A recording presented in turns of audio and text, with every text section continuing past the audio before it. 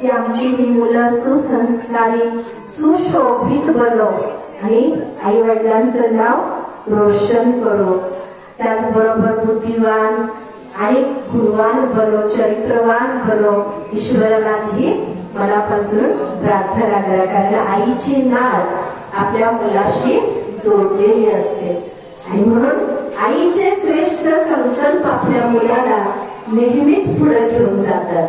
ही आईच आहे ती जी आपल्या मुलांसाठी अहोरात्र झटते, अहोरात्र झोप सुद्धा ती घेत नाही. तिला मिनिटाला जाग येते जेव्हा ते बाळ लहान असतं.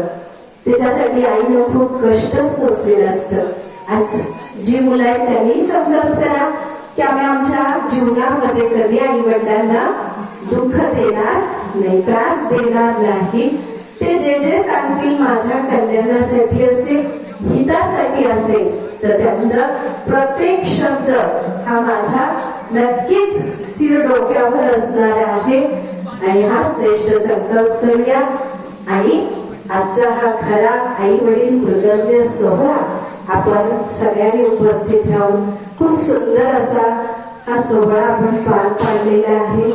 तुम्ही पण सगळ्यांनी अगदी मनापासून उत्साहानं या सोहळा